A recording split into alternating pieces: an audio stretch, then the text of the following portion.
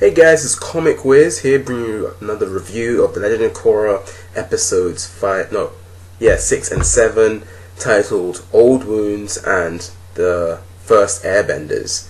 Now, starting with episode 6, we get the continuation of the whole family feud between Lin Beifong and her sister Su-yin. And in this episode, we find out that Lin's very stressed. Like, you can tell that all these repressed emotions that she has inside of her is causing her to feel ill. So, and she's really tense as well. So, the truth seer in the Zhao-Fu, who's able to tell when somebody's lying, he recommends an acupuncture. Yeah, I think that's what it's called. Acupuncture wrist, who's able to pretty much help her relieve some of the stress within her. And as the acupuncture is taking place, she starts reliving her past memories with Su-yin, and we start to see that, well, Lin, who was an uptight police officer who was always sturdy in the law, wanted to do the right thing.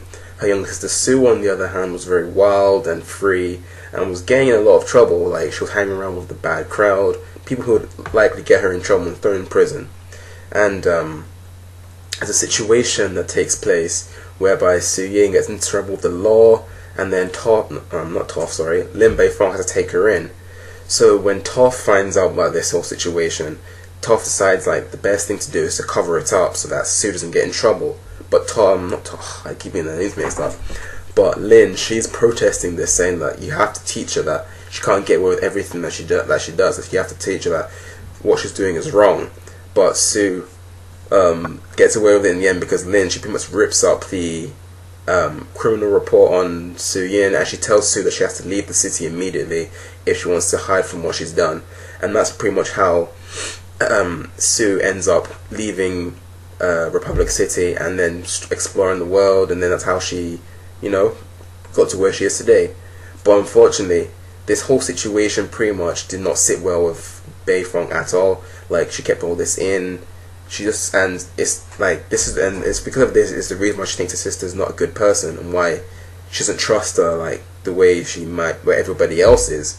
And also in this episode we got to see how Lin's got her scars, and it was actually because of the conflict between Su and Lin when they got into a fight over the incident that Su-yin was in, and that's how she got her scars, after some metal hit her in the face and scratched her. So other than that, we got to see what else did we see? Yeah, we saw Zahir and his crew. They're trying to escape from Republic City, and which they eventually do. But what is interesting is at the end, when we see Zahir meditating, we find out that he's located where Korra is, and he says she's in Zhao-Fu, the Metal Clan city. And at first I was really thrown off by how does he know? I mean, because he's just sitting there meditating, and all of a sudden he's she's in the Metal Clan, and it's how did you know this? They'll probably explain this sometime down the line, but maybe because he's so maybe he's got some sort of spiritual abilities, because he, as we all know, he's a heavy he's a big fan of airbender culture, its history, and one of the monks, I've forgotten what his name is, Monk Guan Yin or something like that. He's a big fan of his. So maybe Zahir, before he became an airbender, maybe he picked up some sort of spiritual techniques, something that will help him locate people, and maybe that's how we found out where Korra was.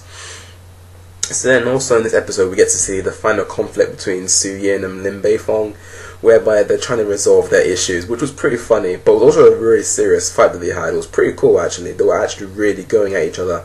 They weren't holding any punches back. They were pretty much borderline trying to kill each other, really. And it was very funny what Lin said, how that you should just leave two siblings to fight, that this is the healing process, but the fight itself didn't really show they're really healing. But at the end they do work out the differences, and they do start getting along, and we finally see that Lin is ready to let go of the past and try and move on, because she does believe that her sister has changed and she's a better person than who she was. So that was, in my opinion, the better episode of the two. Now the second episode, the first airbenders, which focuses more on Tenzin and him trying to train the new airbenders, and he's not really having an easy time with it. At first he's at first he bores them when he starts talking about airbender culture and stories, things like that. But then he starts taking advice from Korra, which was actually pretty good advice, and shows how much Korra herself has grown about how she should, Tenzin should get help from Bumi since he was a military admiral. So then he does that, and eventually goes from being boring to being too hard on his students. And then what else happens? And then pretty much everybody's like they're fed up with him. They want to go home. Bumi even quits being part of the airbending training stuff. But then also we get to see that while sneaking out from their classes, Kai and Janora actually get in trouble because they find out that some little calves, what are they called? Bison calves, they've been kidnapped by some bandits who are going to sell them to the Earth Queen. They get caught by them, but in the end the students and Bumi are able to rescue them, and we see like some of the things that Tenzin has taught them is actually paying off. Like for instance, the guy that had to shave his head, at first he didn't want to shave his head, right? But when he was fighting, he felt like the breeze of somebody trying to attack him from behind, and because of that, he was able to counter the attack from behind. So he was able not to get hit and stuff. So yeah, that was pretty cool, and shows that what Tenzin has been doing and what he's been teaching his students is actually helpful, and shows that it just really helps to solidify that they have faith in him again, and there is some good points to what he's teaching them. And in the end, everybody's like, the students are more like willing to learn and to accept some of Tenzin's ways now. And yeah, that was pretty much it for the 2 episodes. Overall, the first episode was definitely much better. I loved seeing the history between Lin Beifong and her sister. It was really interesting, and shows that I'm also going to see a bit of Toph, and we see her motherly side, and showing that she doesn't want her daughter to get into trouble, trying to do what she thought was right at the time, which may not have sat well with Lin, but in the end, Lin's able to appreciate and understand why she did what she did. So overall, that was a really good episode, very good episode of the first episode. But the second episode, it was alright. It was an enjoyable downtime episode, coming away from all the hype from the last couple of episodes. But it was still an enjoyable episode, not as good. I was giving it an okay and alright episode, but overall, it was the 2 episodes were good together. And also, this marks the halfway point because there are 13 episodes in this season.